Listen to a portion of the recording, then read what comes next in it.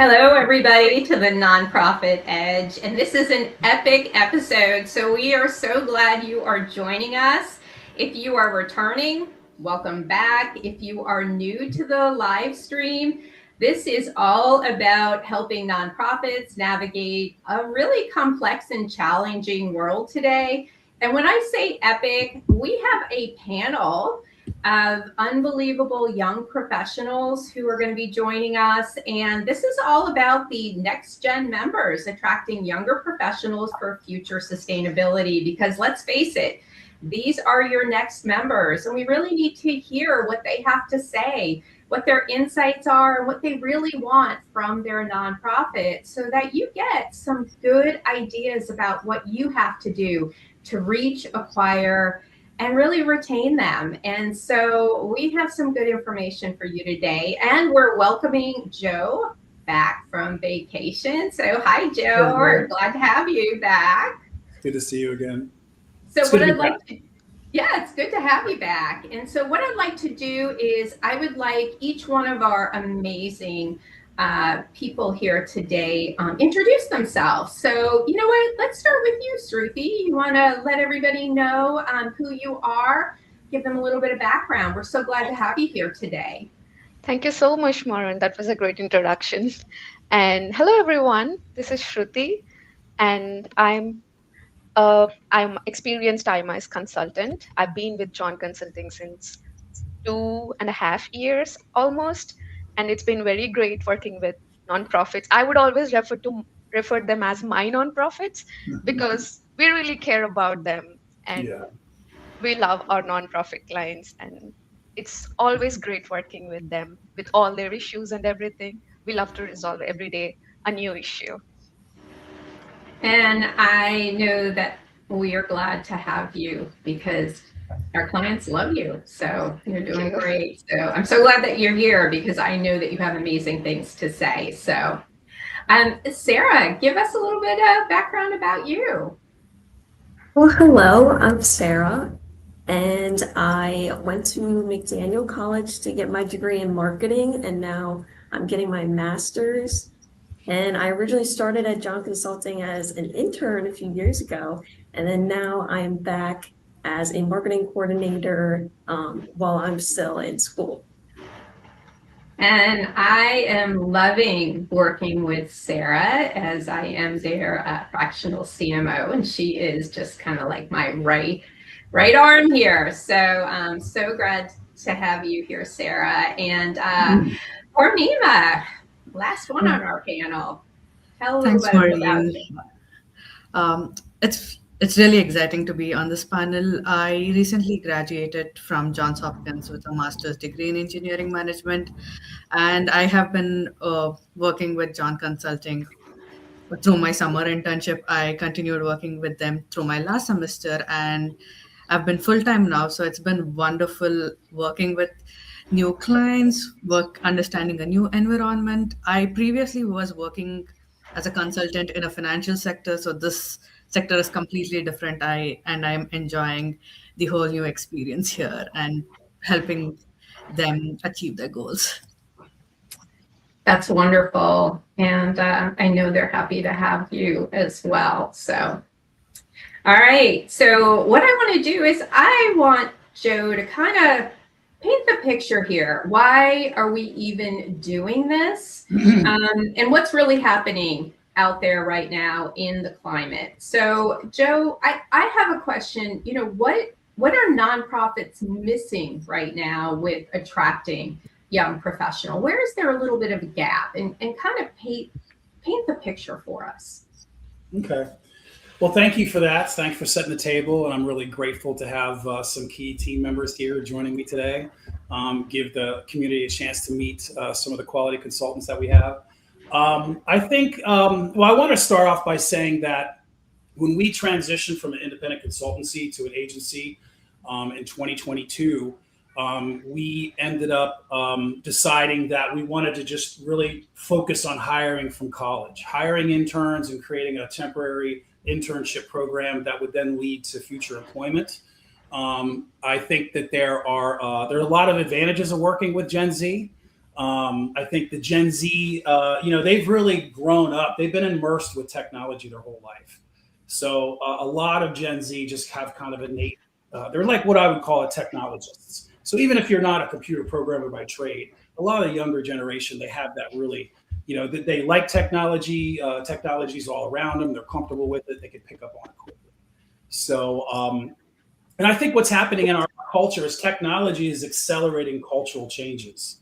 And so the cultural norms are changing so rapidly that's kind of creating some threats, but also some opportunities for nonprofits.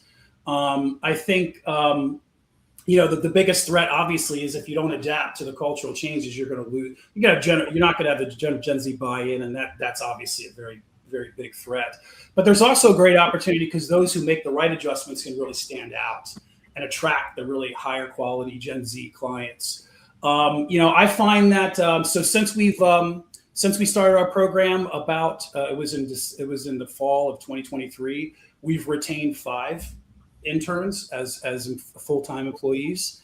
And so I think we're finding that the best way to attract Gen Z is to hire Gen Z.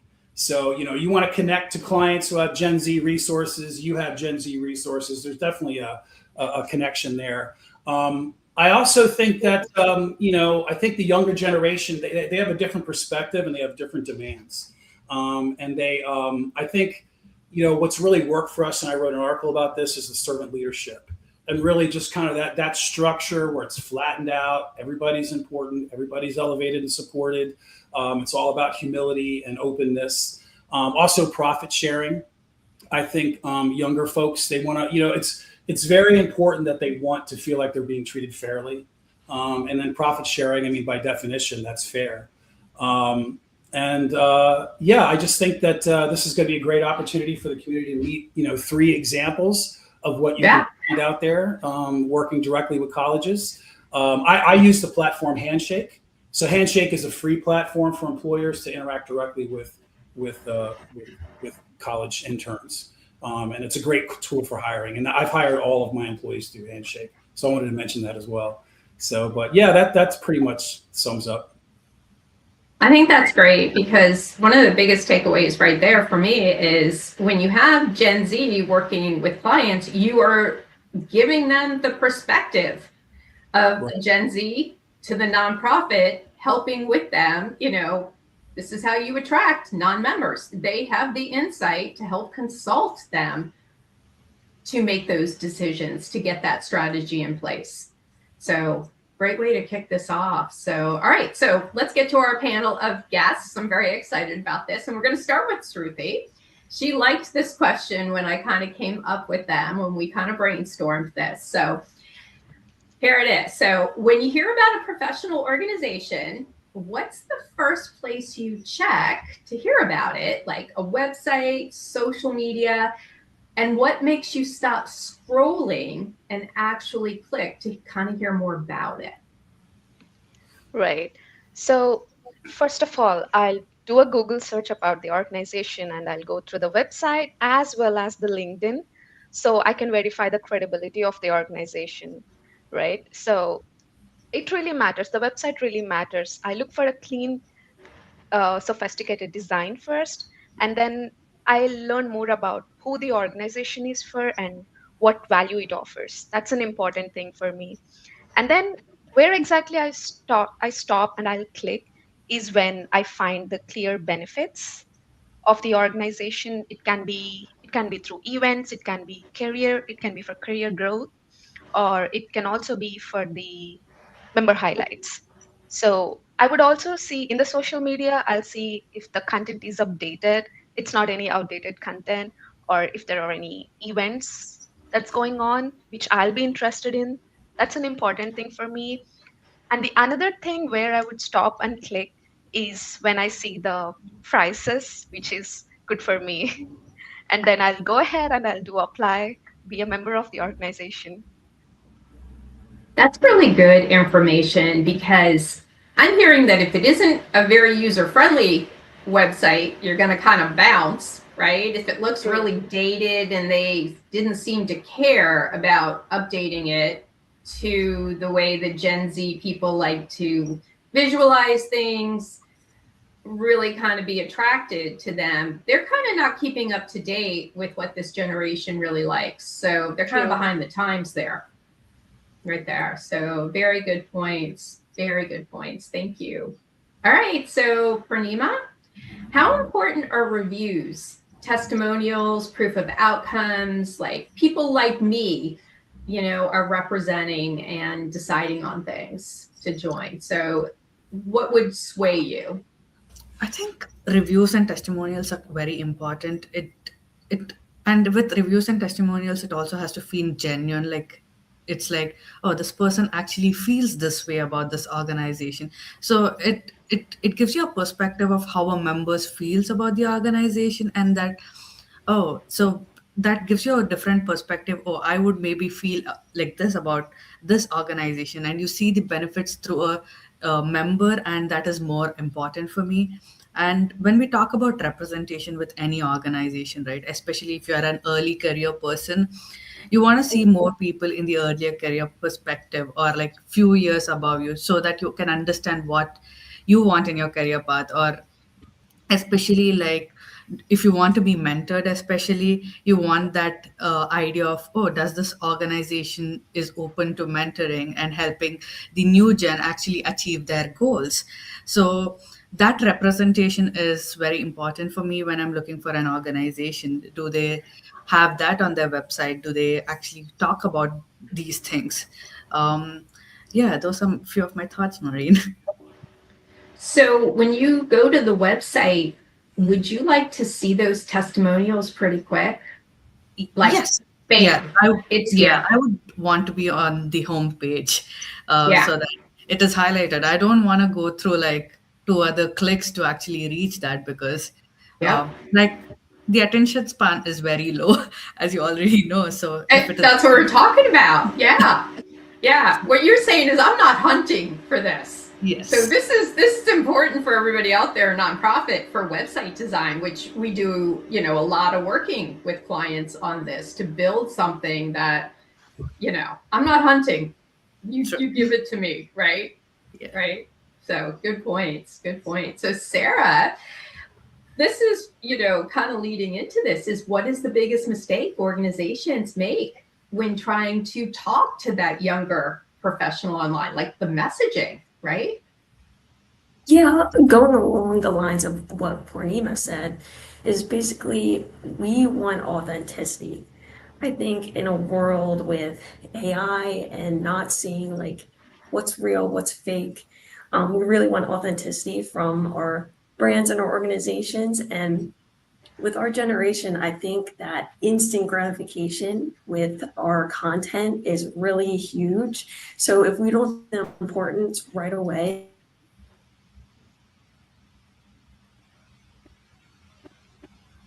Oh, I think we may be having a little bit of Wi-Fi trouble with Sarah. Let's see if we can get her back. If not, we may come back to her. All right, let's come back to her, because we're going to go back to Sruthi, because I think this is one question I really think is super important. It's about price, because people Yeah. are budget conscious. I don't care what generation you are today. So do you prefer memberships that are tiered, pay as you go, student, early career period priced, or try before you buy? And Sarah, we're going to circle back with you in a minute.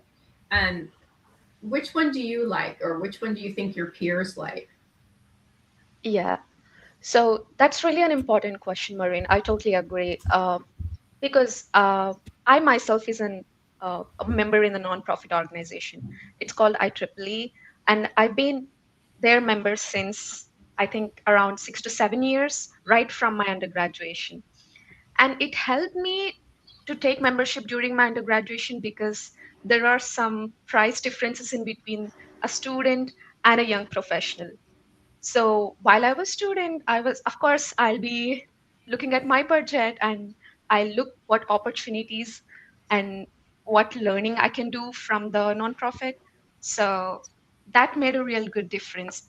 I wouldn't have take membership if the price is same for young professionals as well as students. I could take the membership, and it did help me for my project during my undergrad. It's a major project though. So the pricing really matters. And one other thing I would like to see most organizations do is try before you buy, or a Yeah. trial option. That's definitely be worthy if organizations choose to have it, so members can experience before committing. And that's what I think about this. I am so in agreement. I mean, think about all of technology. Don't they have you do a 2-week trial, like build a website, and True. then you are brought in, like Canva? I mean, every tech platform, or, everything seems to be, let me give you a little bit of tasting the goods.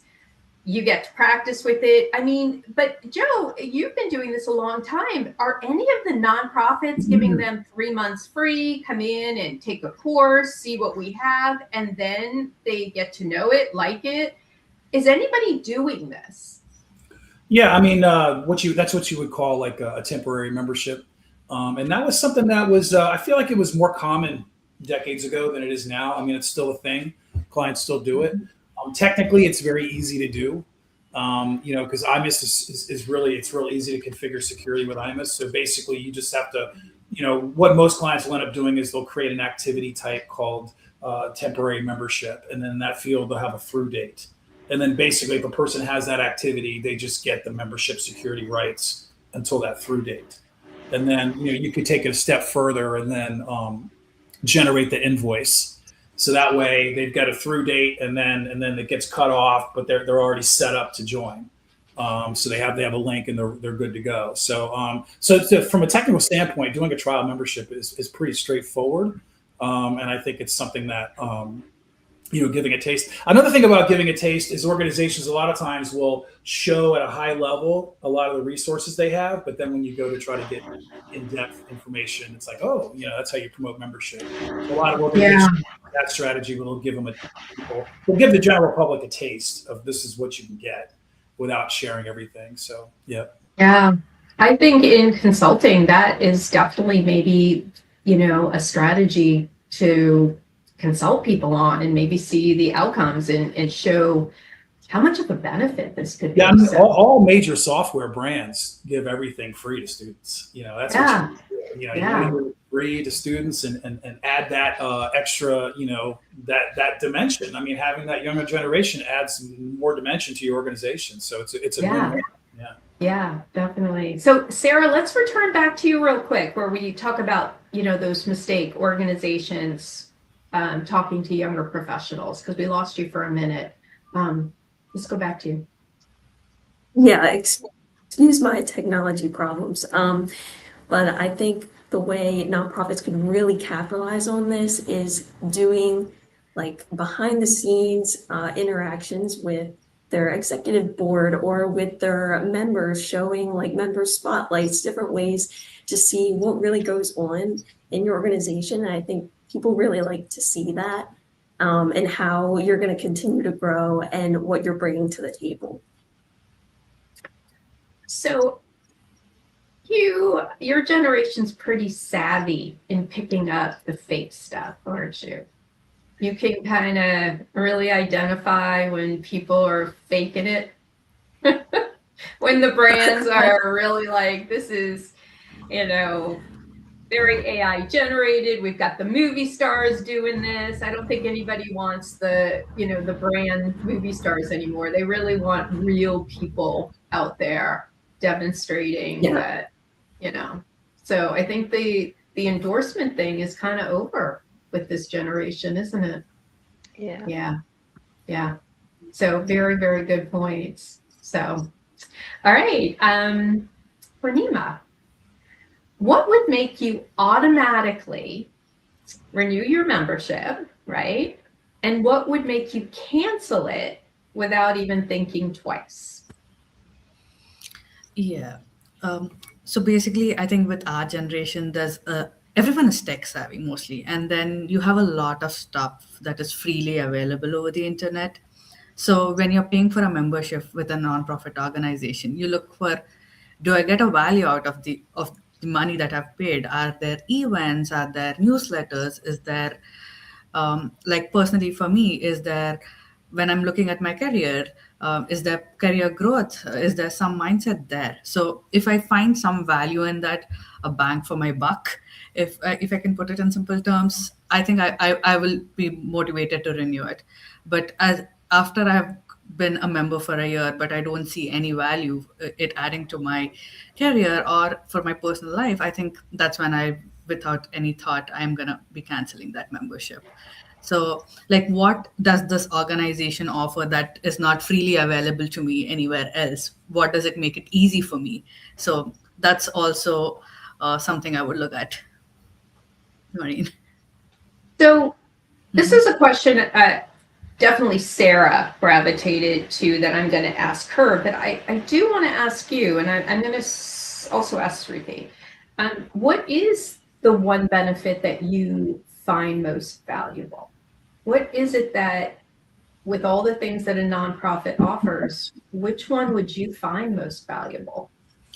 I think personally, mentorship for me. Mentorship? Because, yeah, because it is difficult to find like good mentors and have that talk, even though LinkedIn is a bigger platform where you actually connect to people. But if you are with a set of nonprofits who have like similar values with a career path that you would look at, I think that is something I would personally gravitate towards. And I know, Joe, you take that very seriously. You're very passionate about mentorship. And I think that's something in your organization that you offer. Yeah, I mean, I think to us, one thing I didn't mention with our internship program that's an important component is having some face time. I think so. We actually have a career center that we pay for in Owings Mills, Maryland, that we're only in there most of the time 1 day a week or 2 days a week. But I think if you are going to hire the younger folks and offer these internships, you should have some sort of face time. A hybrid approach is good. The face time helps to build those relationships, and it builds there's a level of trust and connection you're going to get from in-person time that you're not going to get if it's like a fully remote. So I think a lot of organizations, they've kind of moved from fully remote to hybrid for that reason. And one thing that's, what a lot of folks my age don't realize is that, so on my first job I was 11. I delivered newspapers. I had to go collect, and I was like hustling and doing businesses when I was, a teenager. A lot of the Gen Zs, they've never had a job. They're 21, 22 years old. So a lot of times employers will say, oh my gosh, this behavior, it's not a behavior issue, it's an experience issue, and a lot of these interns, they just need to have the chance to really like learn what the norms are and have that face time and have that interaction. And then of course, mentorship, when you have face time and you're with people, you're working, you're collaborating. And then, so mentorship is obviously very important to us. And, but it's not just mentorship from a technical standpoint, but mentorship from a consulting standpoint. And believe it or not, actually a lot of younger people can learn technology faster than they can learn the consulting side. Interacting with people always takes a long time to get good. Yeah. So yeah. Good point. Yep. Now, Sarah, this question originally was going to go to you, but I do think it was appropriate for everybody. So what's the number one benefit for you? I think you had a different answer: career, community, learning, job leads, mentorship. So tell me what you think is most important. So I also think mentorship is extremely important, but I think also for our generation, career growth and just general learning is really, really important as well. I think everybody in a job and in life wants to feel important. That's about our egos, and having that mentorship mentality kind of makes us feel important in our workplace or whatever community we want to be a part of. So I think even here at John Consulting, it's more of a level playing field. We want all of us to get better and learn every single day. And it's not like you're at the bottom of the pyramid and you feel scared to speak up. So I think having that mentor and learning is really great to put into a nonprofit organization and offering different certifications or workshops to build your skills is really important to make Gen Z feel like they're coming to work every day or bringing something to your organization of value. I think that's important what you said. Courses, maybe certifications, maybe conferences, anything that you could demonstrate to a client or an employer that you have professional growth, you know, above and beyond somebody who could be a professional you're in competition with. So really, really good point. And Shruti, do you want to answer this as well? Yeah, I have one point as well. So while I was a student, for any of their projects, they'll join in a technical nonprofit, right? So they'll see there if there are any journals related to what topic they're interested in, and if they want to publish their own research papers, there should be an area for the nonprofit where they can publish with us, with the organization. So this is something would also be what students looks for. Yeah. That's what I look for as well. Wow, good point. Good, and I bet nonprofits haven't even thought about this. Well, Yeah. a lot of them do. A lot of them do. But I mean, I think Do it's they? low hanging fruit. Yeah. I mean, I think, basically creating a volunteer system where people can write articles is Yeah. something a lot of professionals jump at the chance. Yeah. And because it boosts it elevates them in their own community. Yeah. It's a win-win because then the nonprofits get free expertise, and then the professionals get exposure. So it's really beneficial for everyone. Yeah. Wow. This has been unbelievable. When I said epic, and I have to tell you, the amount of people who have been tuning into this is incredible. So I know that this was an important topic, and I cannot thank you enough. I wish we had more time. I say we only have 30 minutes. It flies. Joe, I would like you to kind of just sum this up and, say you have so much experience. We talked about you hiring Gen Z. What would be the one closing thing you would say to nonprofits to move forward with attracting this younger generation for sustainability for them? Like what's the one thing you would say to them to move forward? Well, I know, it's so most of my friends who are in positions of hiring or they work for the, government or public sector, they're usually using a paid like Indeed or some career services, and those are expensive. I would recommend that employers just deal directly with the interns yourself through platform handshake. Cut out the middleman. It's an added expense, and their motivations are not necessarily going to match your motivations. I'd also say that when in the interview process, don't hire just based off of technical skills. Technical skills are important, but I think you want to test for lack of a better word, just how people's humility and just how much they care about others and just their willingness to kind of give and to like just more of an emotional IQ, kind of test for that in addition to the technical skills. I also think that it makes sense to do a temporary internship. I think, doing a temporary, you get, juniors and seniors in colleges, and we look at undergrad and graduates, they're motivated to get an internship, and they're willing to work hard. And I think, nonprofits should consider doing temporary internships, 8 to 12 weeks. And then give them what they need to be able to check that box. Yes, I got that experience. And then you really get a chance you pretty much within the first 4 to 6 weeks, we kind of know with people. Yeah. Okay, someone we want to keep long term. I think that pretty much sums it up. And I'm just very grateful for 3 of our top employees here today. Set the stage and show the example, and for those nonprofits out there, I mean, there are some really wonderful Gen Z folks out there. They just need a little bit of mentorship. They need a little bit of help. They don't have the experience a lot of us older folks had when we were teenagers out there hustling for a buck, and just a little bit of patience and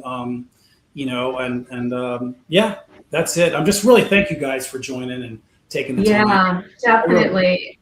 Yeah. And there's no better way to attract new members than to have somebody on your team that can give you that perspective on Yeah. how to do it. And what they gave you today is a starting point, unbelievable insights that are so relevant, some great solutions here for you to go ahead and implement like immediately. You can get off this live stream and do it today. So unbelievable. So I cannot thank you, ladies, enough, just top notch. And we are at that 30-minute mark. And I want to say to everybody, thank you so much for tuning in. We have another great topic, again, a couple weeks. It's called Beyond Page Views, measuring what really matters on your nonprofit website. Come on, we just talked about websites. What's going to make these people bounce, or what's going to make these people stay on there so that you can start converting them, right? So we're going to have lots of great information. So we hope you'll join us. Please go ahead and follow us on LinkedIn, Facebook, and our YouTube page. And again, we also offer you a free consult with these amazing people, including Joe. And you'll get to know us a little bit better and learn about how we can solve your problems. So go to johnconsulting.net. And we are going to end our session today. Thank you again, everybody. Thanks, everybody. Thank you all. Thanks, everyone. Bye-bye. Thank you.